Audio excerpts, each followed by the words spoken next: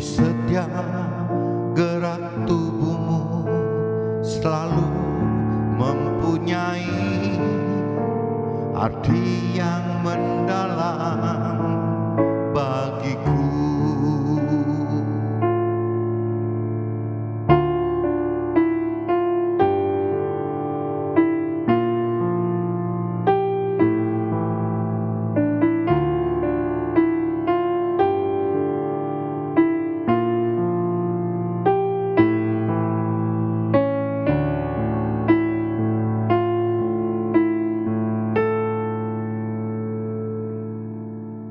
Kau begitu tangguh di setiap ucapanmu, selalu memberi semangat di hidupku.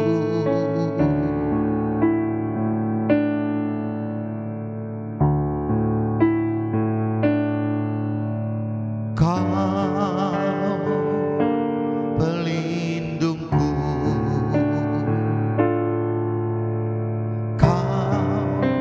penuntun jalanku menuju jiwa yang abadi.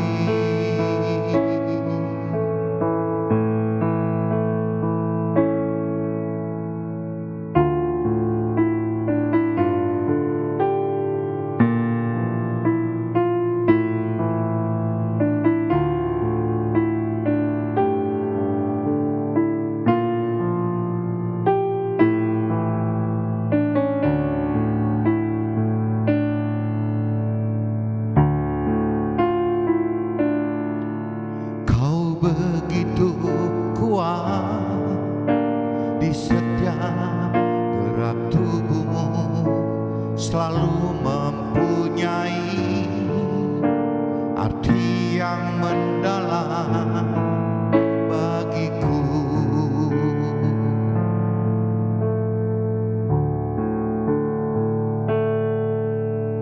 Kau pelindungku,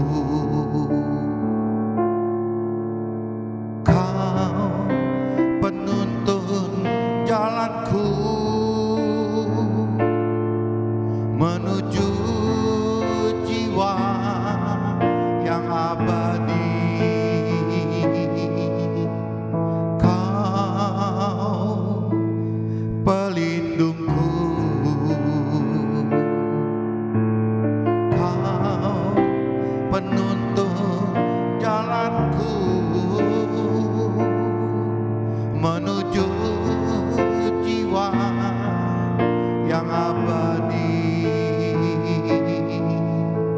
Kau begitu kuat di setiap gerak tubuhmu, selalu mempunyai arti yang mendalam bagiku.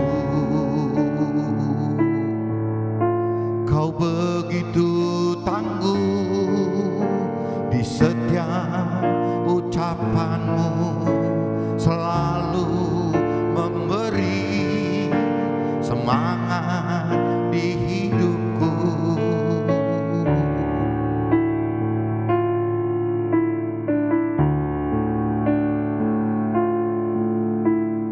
Kau begitu tangguh di setiap ucapanmu, selalu memberi semangat di hidupku.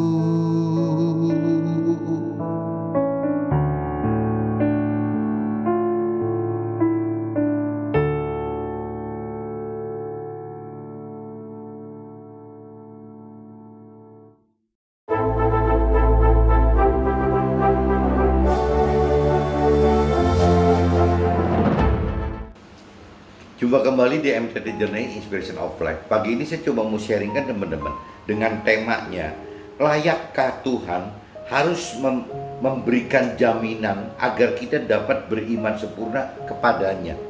Jadi ini agak tegas ya, apakah layak gitu Tuhan harus memberikan jaminan kepada kita waktu kita beriman sempurna kepada Tuhan itu, apa layak, apa pantas gitu, kita minta jaminan kepada Tuhan itu.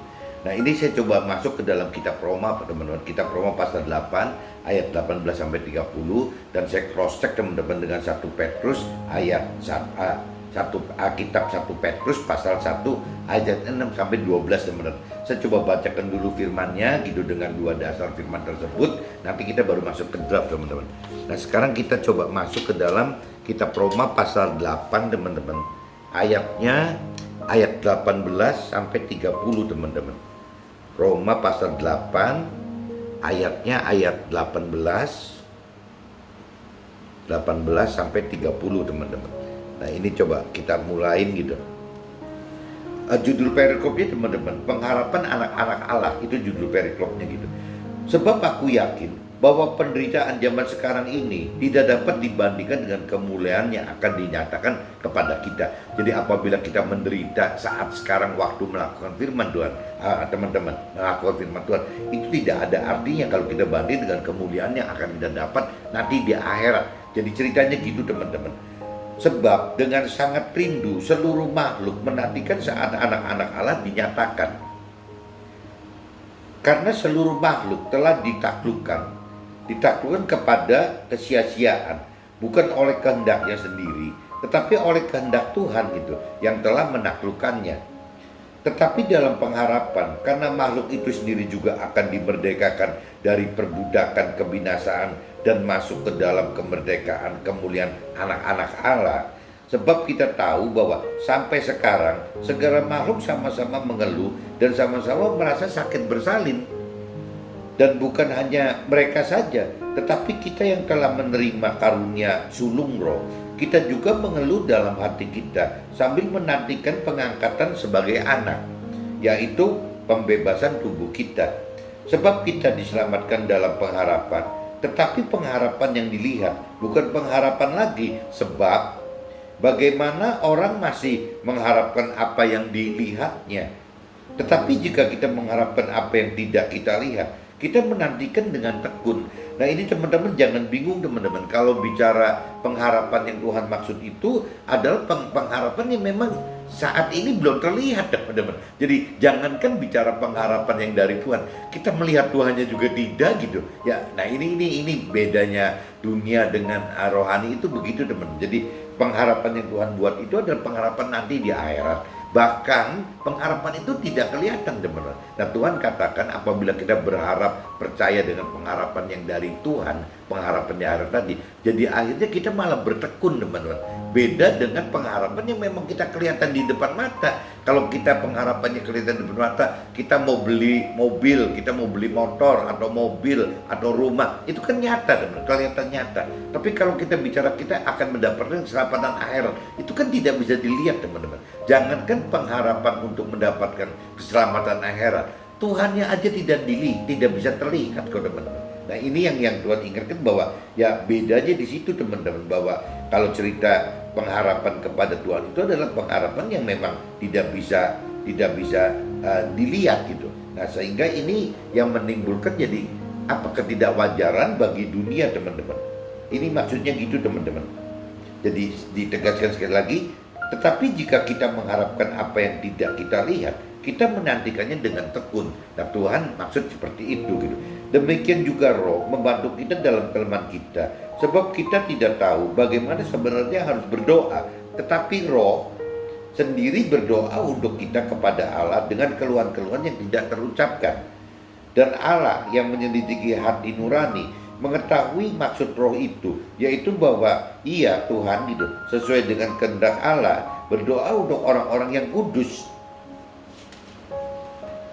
Kita tahu sekarang bahwa Allah turut bekerja dalam segala sesuatu untuk mendatangkan kebaikan bagi mereka yang mengasihi Dia, yaitu bagi mereka yang terpanggil sesuai rencana Allah. Nah ini nanti dalam sharing teman-teman. Untuk ini yang ayat 28 ini saya akan lebih urai gitu, lebih detail apa yang terjadi dalam hidup saya teman-teman. Karena kembali lagi kita tahu sekarang bahwa Allah turut bekerja dalam segala sesuatu untuk mendatangkan kebaikan bagi mereka yang mengasihi Dia, yaitu bagi mereka terpanggil sesuai rencana Allah. Meskipun dalam realitanya kadang-kadang kebaikan yang Allah maksud ini bagi kita itu malah penderitaan, teman-teman. Jadi seperti contohnya kalau diibaratkan Nabi Isa atau Yesus tersebut gitu. Ya kalau bicara dari sisi rohani, ya memang yang terbaik itu Nabi Isa itu, Yesus itu harus wafat di kayu salib gitu. Nah itu kan dari sisi pribadi Nabi Isa atau Yesusnya itu kan menderita kok mesti jadi kebaikan itu. Ya kebaikan itu dalam arti kata waktu Nabi Isa Yesus ini wafat di kayu salib nebus dosa-dosa kita, akhirnya kita terselamatkan semua, teman-teman. Bahkan kita mendapatkan roh Tuhan yang ada di dalam Nabi Isa atau Yesus itu dimintakan oleh Nabi Isa Yesus itu dilarikan kepada kita. Jadi akhirnya zaman sekarang kita ini mempunyai sudah ditebus oleh Nabi Isa Yesus dosa-dosa kita gitu. Ditambah lagi kita memiliki satu kuasa yang dari Tuhan ya berupa roh Tuhan yang ada dalam roh kita, teman-teman. Jadi ya itu kebaikan itu maksudnya kebaikan rohaninya bagi Nabi Isa dan Yesus seperti itu. Tapi kalau dari sisi pribadinya gitu, orang dunia pasti kan akan mikir begitu. Buat sayanya apa gitu. Nah kalau buat sayanya, buat Nabi Isa atau Yesusnya wafat gitu. Wafat nebus dosa kita. Ya itu yang dianggap dari sisi rohani kebaikan, tapi dari sisi duniawi mungkin dianggapnya ya keburukan gitu ya. Kok ngalami seperti itu kok nyebutnya kebaikan. Nah ini bedanya pola-pola rohani dengan duniawi seperti itu, teman-teman. Jadi banyak hal yang secara rohani itu dianggap baik, tapi bagi duniawi dianggap nggak wajar, teman-teman. Bahkan menjengkelkan mungkin. Maksudnya gitu, teman-teman. Sebab semua orang yang dipilihnya dari semula, mereka juga ditentukannya dari semula untuk menjadi serupa dengan gambaran Nabi Isa atau Yesus tersebut gitu. Supaya ia anaknya itu menjadi yang sulung di antara banyak saudara. Jadi Nabi Isa atau Yesus itu Tuhan Allah harapkan sebagai yang sulung bagi kita gitu. Jadi kita ini ya jadi adik-adiknya Nabi Isa tersebut, teman-teman. Tuhan pengen kita seperti itu gitu.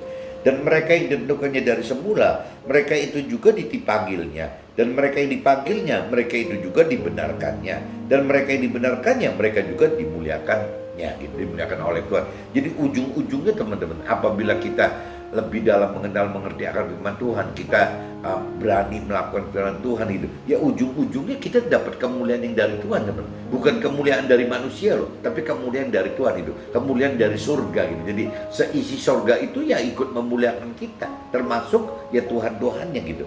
Itu yang apabila kita mampu melakukan firman Tuhan. Nah untuk mampu melakukan firman Tuhan, ya berarti kan ya kembali lagi ya kita harus mengenal dan mengerti firman Tuhan, teman. Apabila kita tidak mengerti firman Tuhan, lah bagaimana kita mau melakukannya? Apabila kita tidak mengenal firman Tuhan, bagaimana kita bisa mengertinya? Urutannya kan seperti itu, teman. Berarti tetap dari mau mengenal firman Tuhan itu dari hak independen kita, dari hak prerogatifnya kita gitu, mau atau nggak maunya mengenal firman Tuhan. Nah setelah mau mengenal firman Tuhan, adapun mampu mengerti firman Tuhan dan mampu melakukan firman Tuhan, itu nanti Tuhan yang akan terlibat gitu dalam hal memberikan kekuatan, kuasa gitu yang supranatural untuk kita mampu mengerti dan mampu melakukan firman Tuhan. Ini saya sudah bacakan, teman-teman, di kitab Roma pasal 8 ayatnya dari 18 sampai 30. Nah sekarang sebelum masuk ke drop, saya langsung cross check aja, teman-teman. Saya cross check dengan kitab 1 Petrus, teman-teman coba nyari kitab 1 Petrus ya. Pasalnya pasal 1, teman-teman. Pasal 1 ayatnya itu mulai dari 6 sampai 12, teman-teman. Ayatnya itu 6 sampai 12. Bergembiralah akan hal itu, sekalipun sekarang ini kamu seketika harus berduka cita oleh berbagai-bagai pencobaan. Nah ini tadi dikatakan, benar, melakukan firman Tuhan itu karena dianggap ketidakwajaran bagi duniawi, itu jadi timbulnya duka cita, teman-teman. Ya kita alami duka cita gitu, kita alami penindasan gitu, alami cemoohan, alami tekanan, alami ya Pak, pengucilan mungkin gitu. Dari siapa? Ya dari semua teman, dari dunia gitu. Jadi dari dunia itu berarti bisa aja dari masyarakat gitu yang masih dengan pola-pola duniawi, bisa teman. Bisa juga dari komunitas kita sendiri yang masih dengan pola-pola komunitasnya masih dengan cara-cara dengan pola pikir duniawi gitu. Bisa juga dari keluarga besar kita teman-teman gitu. Ya bahwa kita itu mengalami tekanan, penderitaan segala macam itu dari keluarga besar kita. Bisa teman, karena mereka belum mengenal-mengerti akan arti kebenaran yang Tuhan maksud gitu. Nah bisa juga mengecil lagi dari keluarga kecil kita, dari kakak adik kita, dari keluarga kakak adik kita, bisa saja gitu. Mereka juga menindas kita.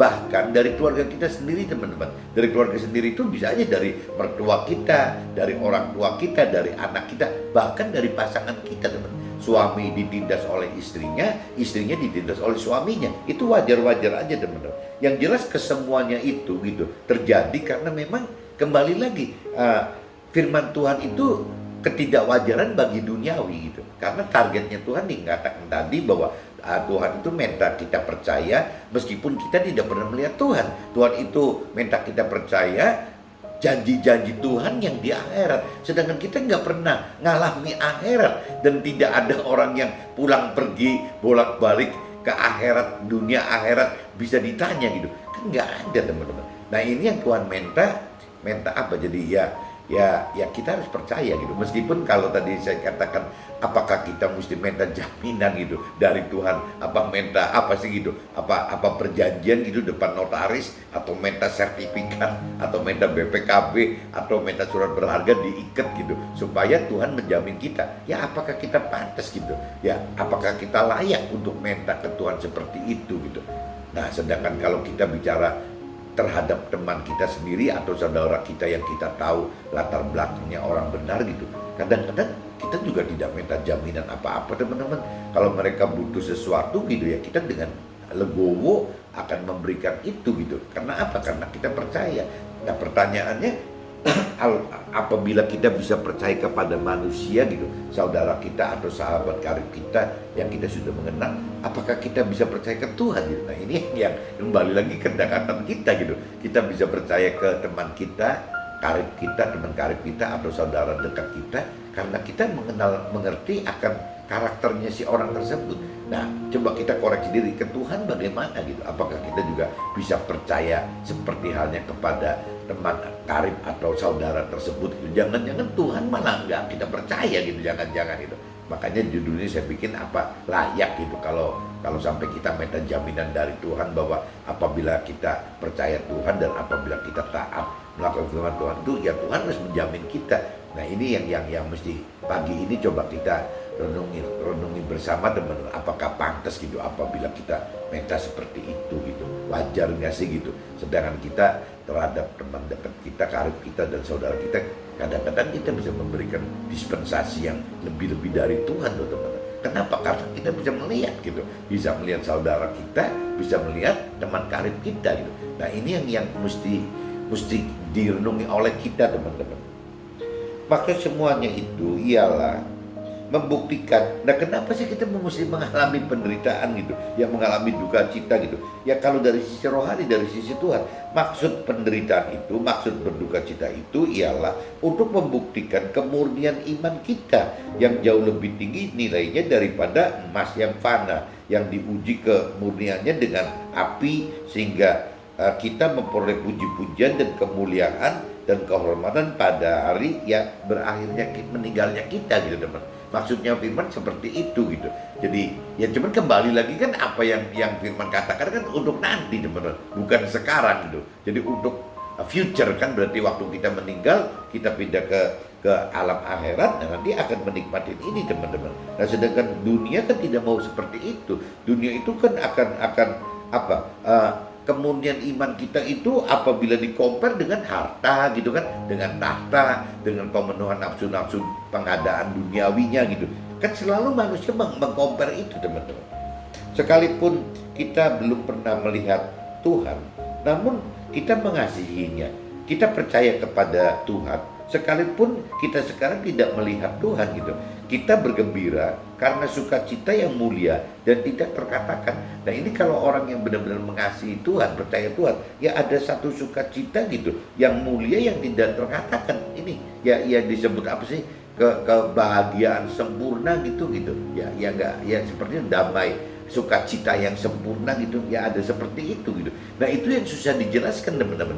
Ya sama aja tadi dikatakan, apabila kita percaya saudara kita, apabila kita percaya kepada sahabat karib kita, kan tidak bisa semua orang juga bisa percaya ke sahabat kita atau saudara kita gitu kan, nggak bisa. Nah ke Tuhan sama teman, jadi tergantung kitanya, kita percaya Tuhan sampai seberapa, pembuktian bahwa kita beriman percaya kepada Tuhan itu sampai seberapa jauh, seberapa tinggi gitu.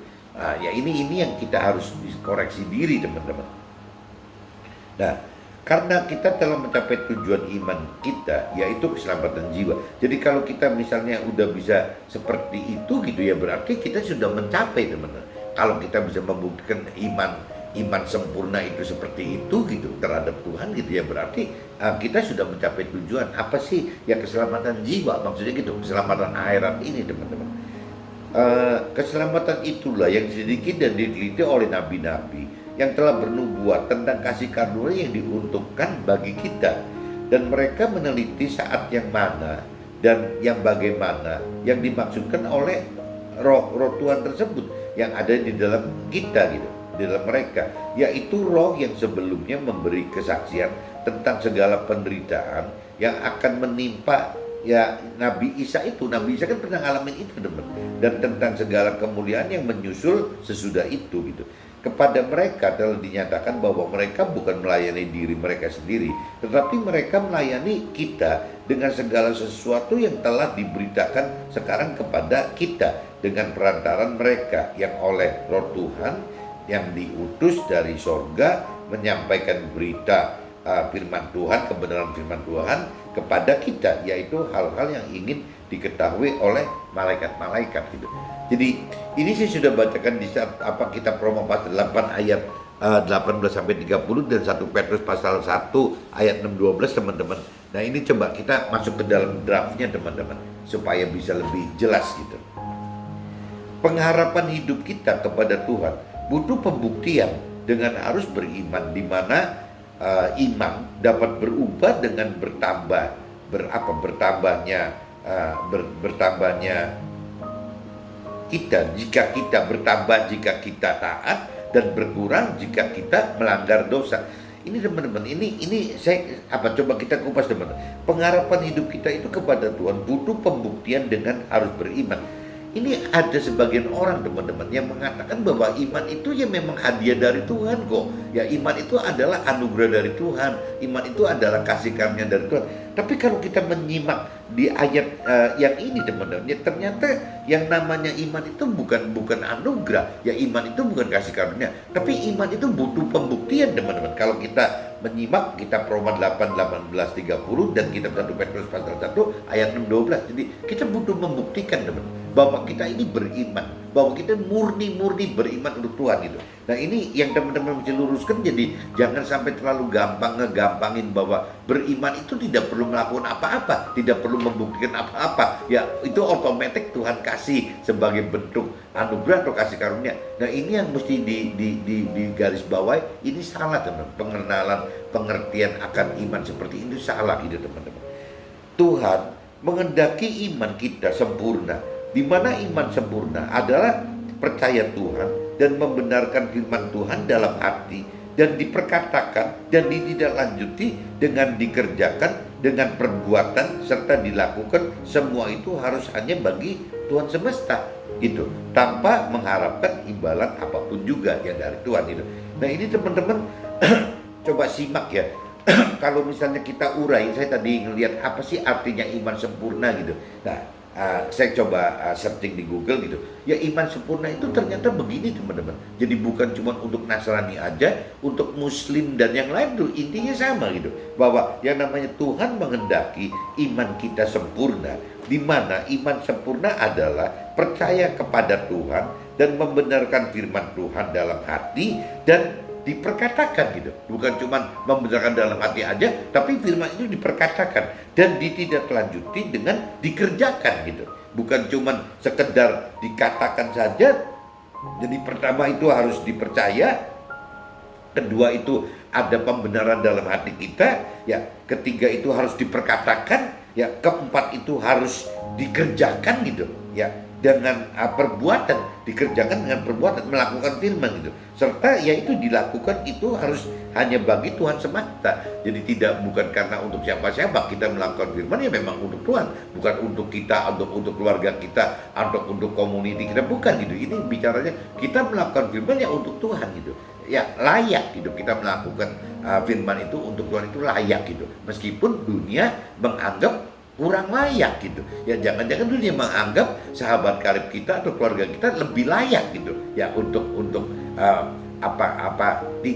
tidak dituntut jaminan. Tapi kalau ke Tuhan jangan-jangan kita masih secara di bawah alam sadar masih menuntut enggak sih teman-teman gitu. Ya menuntut bahwa Tuhan itu bisa enggak kita percaya loh gitu dibanding sahabat karib atau keluarga. Nah ini yang kita mesti koreksi diri teman-teman. Masa sih kita tempatkan Tuhan seperti itu gitu loh. Untuk beriman sempurna, apakah kita layak meminta sesuatu jaminan pribadi Tuhan bagi kita? Layaknya yang dunia lakukan. Bahkan di dunia pun juga ada orang dapat meminjam sesuatu tanpa harus memberikan jaminan, ya karena dipercaya gitu, karena kepercayaannya antara manusia. Apakah hal ini mengalahkan percaya kita kepada Tuhan? Nah ini tadi saya katakan benar.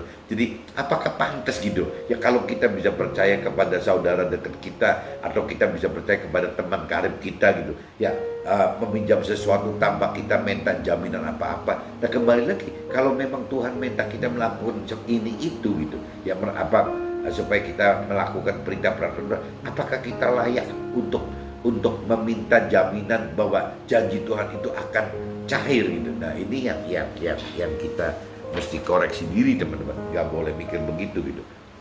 Untuk beriman sempurna kita butuh lakukan firman Tuhan, di mana kita akan mengalami penderitaan oleh karena ketidakwajaran pengharapan Tuhan yang tidak terlihat nyata gitu.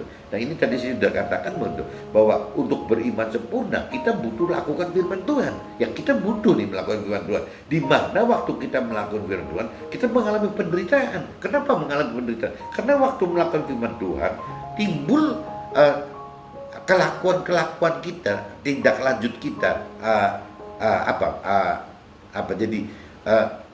perbuatan kita itu oleh dunia dianggap tidak wajar sebenarnya, dianggap tidak wajar gitu. Nah ini kembali lagi, kalau kita sudah bicara karena ketidakwajaran perintah dan peraturan firman, oleh karena pengharapan Tuhan yang tidak terlihat nyata, ini yang jadi kendala teman-teman, jadi kendala bagi kita ya tidak bersukacita gitu. Melakukan firman Tuhan itu jadi akhirnya tidak bersukacita gitu. Karena terus-terusan gitu ya dianggap oleh dunia tidak wajar, jadi dianggapnya aneh teman-teman. Kita ini kalau kita mengikuti taat mengikuti Tuhan, itu kita malah dianggapnya aneh gitu. Ya bisa dianggap kaum minoritas ini orang kok aneh banget loh gitu. Nah kenapa? Karena memang kembali lagi majority orang itu mempersepsikan Tuhan, rancangan kehendak Tuhan, percaya Tuhan dan pengenalan akan kebenaran Tuhan itu dari persepsinya masing-masing diri sendiri saja teman, dari pikiran perasaan kehendak sendiri.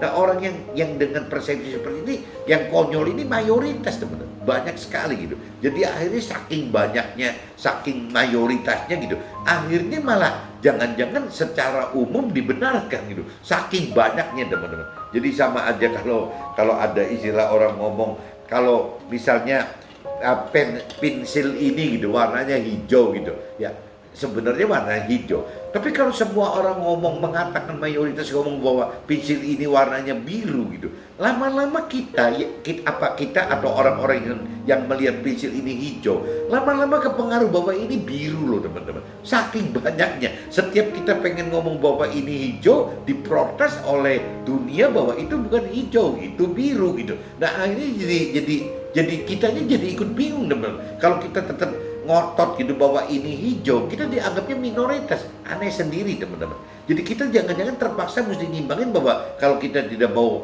menderita gitu, dianggap tidak wajar. Mau nggak mau, hijau pun, kita harus berasumsi ini biru gitu. Sesuai dengan ya dunia itu teman. Ini contoh yang nyata teman. Jadi memang mempertahankan kebenaran firman Tuhan itu serepot itu teman-teman. Karena pembandingnya itu mayoritas dunia itu tidak anggap firman Tuhan itu wajar gitu. Jadi yang wajar itu ya seperti yang dunia lakukan, meskipun kewajaran dunia itu adalah kesalahan gitu. Nah ini yang kita mesti hati-hati teman-teman. Jadi kita memang makin makin dalemin firman Tuhan, makin mengerti firman Tuhan, makin berani melakukan firman Tuhan.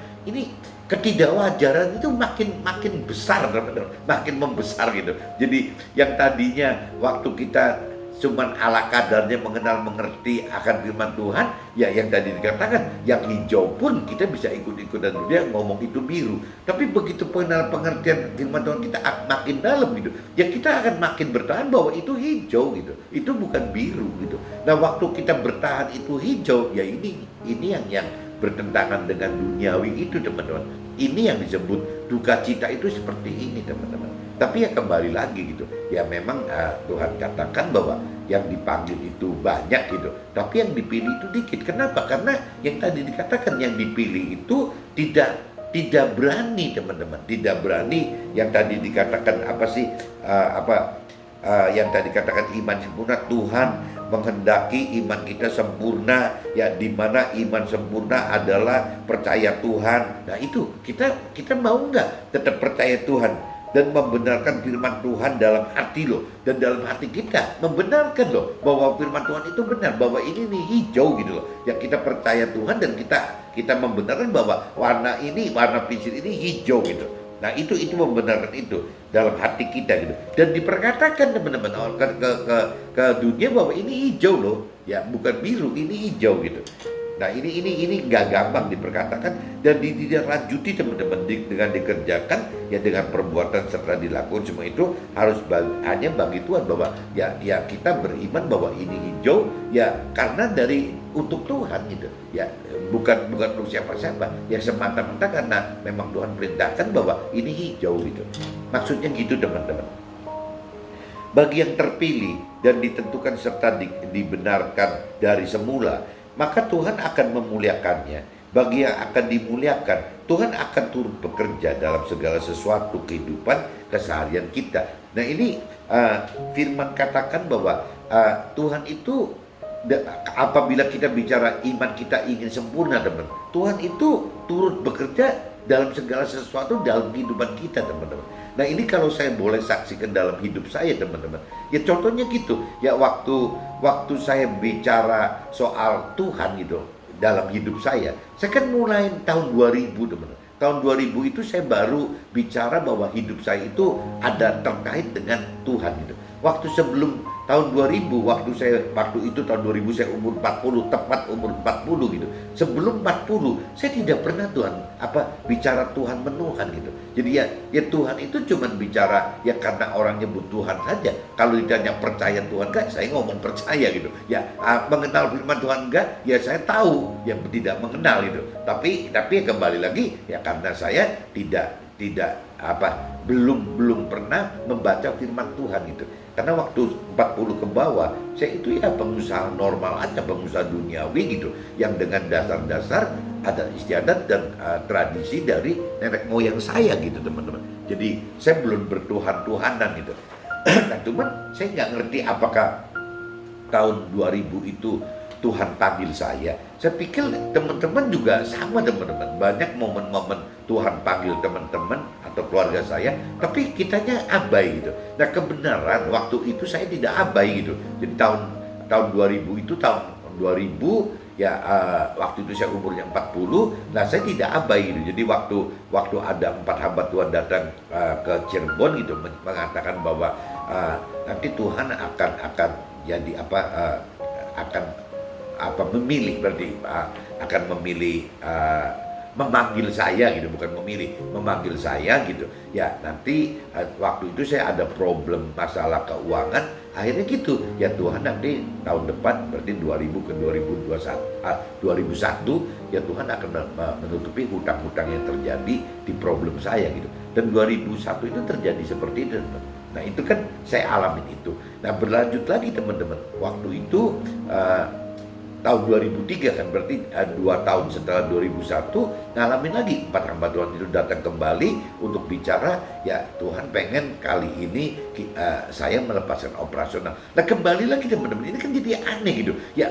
Kalau bicara dari kewajaran duniawi, nggak wajar teman-teman. Ya Tuhan tuh lagi apa-apaan sih gitu ya. Yang tadinya sebelum tahun 2001 karyawan saya, staf karyawan saya misalnya 500, 600, 700 belum sampai 1000. Ya waktu Tuhan beresin saya gitu, terjadi mujizat tahun 2001 sampai 2003, karyawan saya itu udah sampai 1.500 orang teman-teman. Staf dan karyawan saya itu sudah 1.500 orang. Loh ini Tuhan gimana sih kok 3 tahun ini Tuhan biarkan perusahaan berkembang seperti ini, tapi kok 2003 saya suruh lepasin operasional. Nah waktu itu kalau saya bicara kewajaran duniawi, saya nggak mau melepaskan teman-teman. Tapi karena saya bicara basicnya Tuhan sudah kuatkan saya waktu tahun 2001, mujizat 2001. Jadinya 2003 itu bukan karena saya beriman sempurna teman, karena saya dengan prediksi bahwa ini tahun 2001 kan Tuhan yang nyuruh begini kan bener, terjadi mujizat gitu. Ya 2003 logikanya juga saya harus taat gitu. Taat bukan karena iman, karena taat pakai jiwa pikiran perasaan kehendak saya. Jangan-jangan ini Tuhan pengen membuat saya perusahaannya lebih besar lagi loh. Makanya saya suruh lepasin operasional, biarin profesional yang kelola. Jadi saya lepasin teman-teman. Timbul masalah teman-teman. 2006, 2007 tuh malah timbul masalah karena saya lepasin jadi kurang kontrol gitu. Akhirnya timbul masalah. Nah timbul masalah itu terakhir beres lagi tahun 2011 teman-teman. 2011 itu berarti 10 tahun berikutnya ya beres lagi gitu, beres urusannya gitu. Nah ya karena mujizat lagi teman-teman.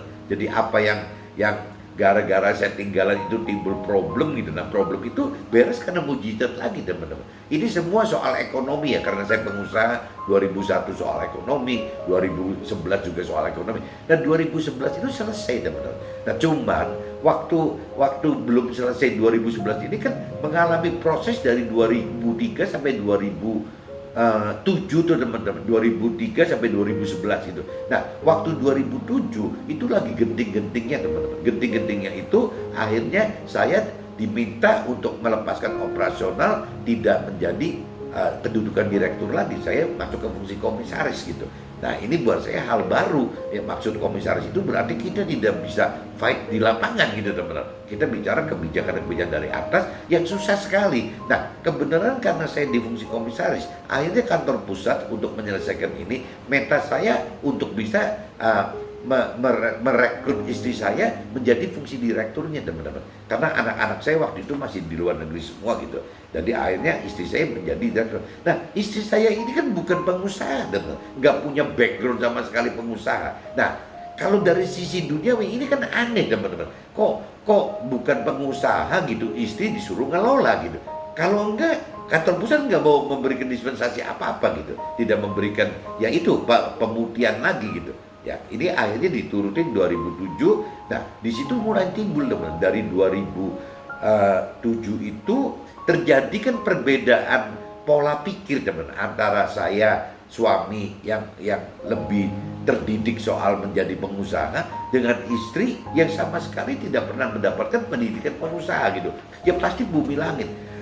Cuman karena memang sebagai istri, posisi sebagai istri, jadi ya lebih dominan daripada karyawan, staf dan karyawan kan.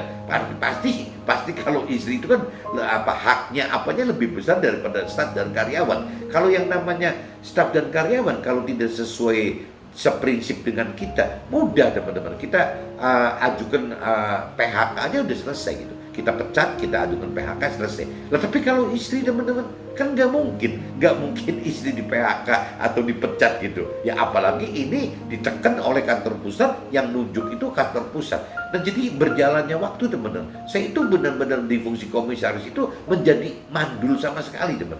mandul karena apa yang saya anggap mesti ini, mesti itu yang benar itu tidak bisa terjadi, teman. Karena harus melewati istri. Nah, baru masuk ke dalam timnya yang saya itu, tim yang dulunya saya. Tapi kan tim dulu saya kan sekarang staf karyawan saya kan tidak dikelola oleh operasionalnya oleh saya, tapi kan oleh istri saya. Nah, di sini berkendala, teman. Yang namanya si operasional itu, staf dan karyawan itu kasihan kan kalau saya terlalu bersikeras ikut mencampuri. Akhirnya kan timbul dua kapten dalam satu kapal, teman. Ada kapten suami dan ada kapten istri. Dan saya ngerti itu, teman-teman. Jadi saya selain ngerti itu nanti nyusahin staf dan karyawan saya, dan juga kedua saya ngerti, saya percaya bahwa pasti Tuhan punya rencana sesuatu untuk saya gitu.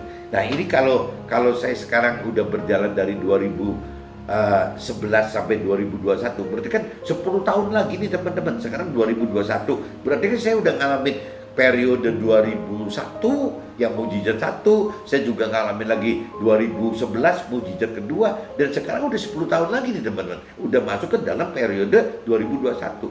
Nah, kalau saya kembalikan ke Repelita, teman-teman, Repelita, ya berarti dari tahun 2001 ke 2011 ke 2020 kan 20 tahun, teman-teman. Berarti saya sudah masuk dalam 4 Repelita, 4 rencana pembangunan 5 tahun yang dari Tuhan, teman-teman. Nah, ini saya udah alami seperti ini, teman-teman. Nah, saya baru ngerti setelah Repelita 4 tahun 2021 tahun ini gitu, saya baru ngerti bahwa ya kenapa Tuhan kok biarkan kondisi waktu itu gitu, waktu 2007 sampai 2021 ini, kenapa Tuhan taruh istri saya di situ, teman-teman. Ya kembali lagi, karena bicara kalau istri saya di situ, satu, disupport oleh kantor pusat gitu, kantor pusat yang nenda gitu. Kedua, ya secara firman jelas nggak mungkin saya bisa PHK atau pecat atau ceraiin istri saya, kan nggak mungkin, teman-teman. Ya kalau bicara PHK dan pecat, ya kaitannya dengan kantor pusat gitu.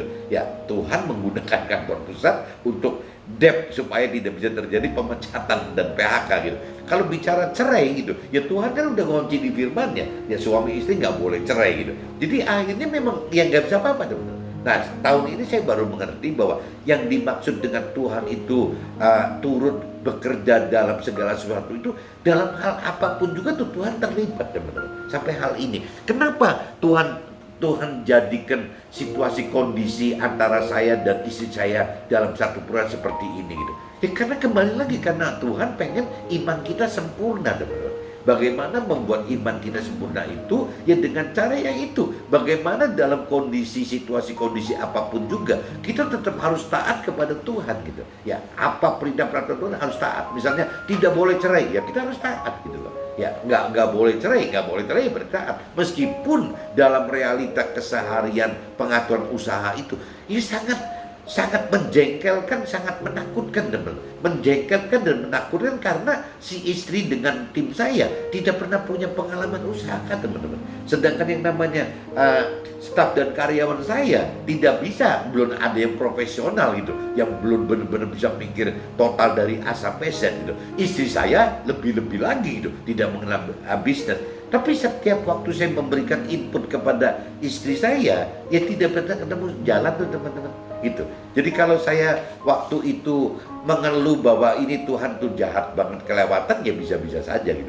Tapi kalau saya amati hari ini, kalau Tuhan tidak begitukan saya dan istri saya seperti itu, ya rasanya saya juga tidak bisa memiliki kedalaman pengenalan pengertian akan firman seperti hari ini, teman-teman. Mungkin juga saya tidak memiliki satu tingkat iman gitu, yang coba belajar dan terus gitu, yang untuk bisa untuk naikkan level iman saya gitu. Nah, sampai ke titik yang tadi dikatakan imannya itu harus sempurna gitu. Nah, iman sempurna itu tadi di confirm kan begitu. Jadi bagaimana melakukan firman Tuhan secara total sebenarnya gitu, seperti yang Tuhan rancang dan kehendaki gitu, supaya kita masuk ke dalam rancangan dan kehendak Tuhan. Nah, cuman untuk bisa melakukan secara total ini kan susah, teman. Nah, apabila kita bisa melakukan semaksimal mungkin gitu, melakukan firman Tuhan gitu, ya berarti kita sebutnya ya iman kita jadi sempurna. Nah, waktu iman kita sempurna itu tanda-tandanya, teman-teman, ya kita sudah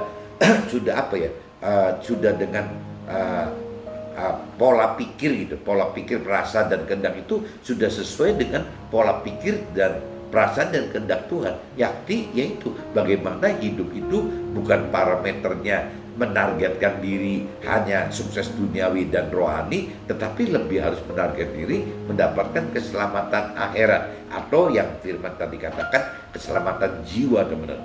Bagaimana kita untuk bisa meraih itu. Nah, satu-satunya untuk bisa meraih keselamatan jiwa, keselamatan akhirat adalah kita tidak pernah terbelenggu, terikat oleh hal-hal duniawi ini, teman-teman. Jadi satu-satunya jalan, satu-satunya harapan itu bahwa kita harus sukses duniawi. Kita harus sukses duniawi itu dalam arti kata kaya gitu ya, kaya dalam arti kaya materi gitu. Sukses duniawi itu ya apabila kita sudah benar-benar sudah mengenal keselamatan hidup dalam keselamatan akhirat, dan juga mencapai tujuan jiwa kita, keselamatan jiwa kita ya dengan cara ya kunci satu, teman, tidak mencintai dunia lagi gitu. Nah, kalau bicara tidak mencintai dunia lagi, yang paling berat itu musuhnya Tuhan di dunia ini, Tuhan katakan di firman-Nya bukan apa-apa, teman. Yang dinyatakan paling berat itu uang, teman, mamon gitu. Jadi siapa musuhnya Tuhan yang terberat gitu? Bukan iblis atau setan atau roh-roh jahat yang lain, teman. Buat Tuhan itu mudah sekali gitu. Yang berat buat Tuhan itu adalah jadi uang gitu, mamon. Jadi itu tidak ada yang melawan gitu. Kenapa? Karena kalau bicara uang, bicara mamon, yang kena itu jiwanya si. Jadi kalau kita urutin manusia itu ada tubuh, jiwa, roh. Yang kegoda itu urusannya jiwa, teman-teman. Jiwanya manusia, jiwanya kita ini, jiwanya keluarga dan teman-teman saya, itu yang paling rapuh. Itu karena udah apabila terkait urusan uang, teman-teman.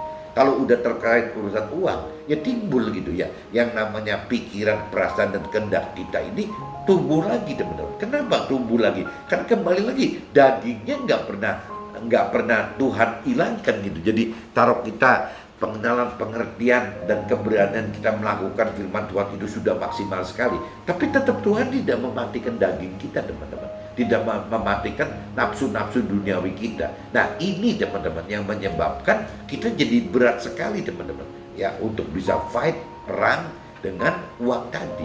Karena uang ini yang bisa membuat harta kita. Uang ini bisa membuat tahta kita. Uang ini yang bisa membuat pemenuhan nafsu-nafsu duniawi kita gitu. Jadi semua dasarnya dari uang ini, teman-teman.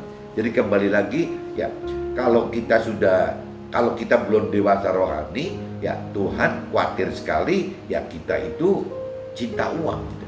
Tapi apabila kita sudah dewasa rohani gitu, ya Tuhan malah katakan ya kita harus kaya, teman-teman. Bukan ngelarang kaya gitu.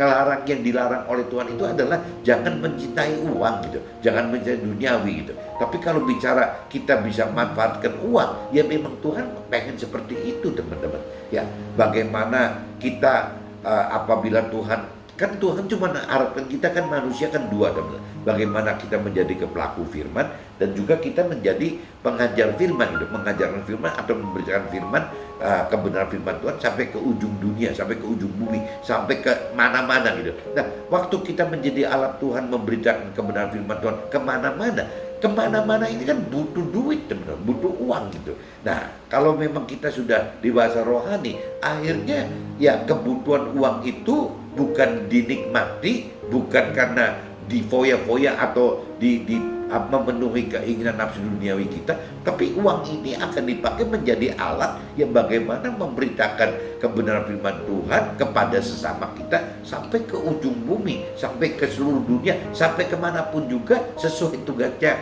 kita, teman-teman. Sesuai Tuhan menugaskan kita kemana gitu. Nah, ini bedanya gitu, teman. Jadi uang itu perlu gitu ya, asalkan kita jangan diperbudak oleh uang gitu. Tapi uang ini akan menjadi bahaya sekali apabila kita diperbudak oleh uang gitu. Nah, ini yang mesti diingatkan bahwa uang ini bisa memperbudak kita apabila kita belum mengerti akan firman Tuhan lebih dalam, kita belum memiliki iman yang tinggi dan kita belum memiliki kedewasaan rohani, teman-teman. Nah, yang tadi dikatakan karena Tuhan memang tidak mematikan unsur daging di dalam kita. kalau kita kupas lagi, kenapa ya kok Tuhan usil-usilnya tidak mau mematikan unsur daging di dalam kita? Ya kembali lagi teman-teman, karena Tuhan pengen manfaatkan daging kita itu adalah untuk mencapai iman yang sempurna tadi gitu.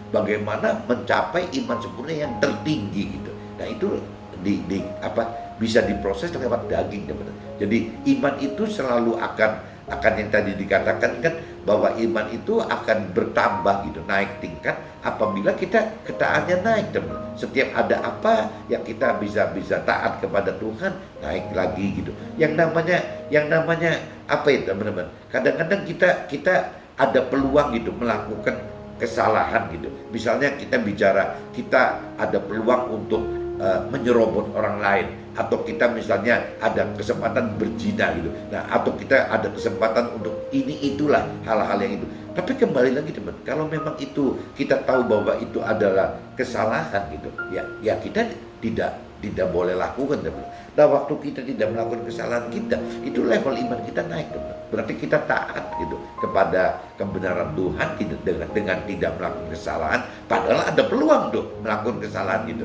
Nah, beda sama orang-orang dunia teman. Kalau orang-orang dunia itu kan alasannya ada saja gitu ya. Misalnya berzina, alasannya ada aja. Ya saya berzina karena kasihan sih ya anaknya si perempuan ini butuh beli susu, jadi saya mesti. Lah timbulnya kan seperti itu gitu. Ya akhirnya kan menggunakan kesempatan dalam kesempitan. Nah kalau kita mau benar, ya sudah kita kasih uangnya saja gitu. Ya jangan kita jadi berzina gitu. Kita kasih uangnya aja kalau memang kita percaya loh. Nah ini hal-hal begini yang memang kita mesti belajar terus-menerus teman-teman. Tapi akan Tuhan manfaatkan ketaatan ini adalah sebagai ya untuk mendalami pengenalan pengertian akan Tuhan, juga meningkatkan level iman kita gitu. Jadi kita akan terus makin keangkat sampai ya iman kita sempurna teman-teman. Jadi maksudnya gitu teman-teman. Jadi bagaimana Tuhan tidak membunuh daging kita itu, ya tujuannya yaitu untuk bisa menaikkan iman kita agar menjadi sempurna teman-teman. Dan Tuhan manfaatkan ini gitu dalam yaitu segala sesuatu kehidupan kita teman-teman. Apapun juga Tuhan akan manfaatkan supaya iman kita menjadi sempurna teman-teman. Nah ini yang kadang-kadang ya itu kembali lagi orang dunia nggak suka teman-teman, karena seolah-olah kesannya tidak ada habisnya gitu. Ikut dengan Tuhan itu mengalami ujian cobaan hidup itu sampai kita meninggal juga tidak akan pernah habis teman-teman. Tapi ya kembali lagi ya yang Tuhan harapkan kita memiliki iman yang sempurna sehingga posisi kita terdekat dengan Tuhan di akhirat, dan itu kekal teman-teman. Jadi nggak rugi gitu karena sifatnya kekal. Mudah-mudahan teman-teman hari ini temanya dengan judul layakkah Tuhan harus memberikan jaminan agar kita dapat beriman sempurna kepadanya. Mudah-mudahan bisa ditangkap oleh teman-teman, dan kalau memang berguna tolong teman-teman sharekan ke yang lain. Oke teman-teman, see you, bye-bye.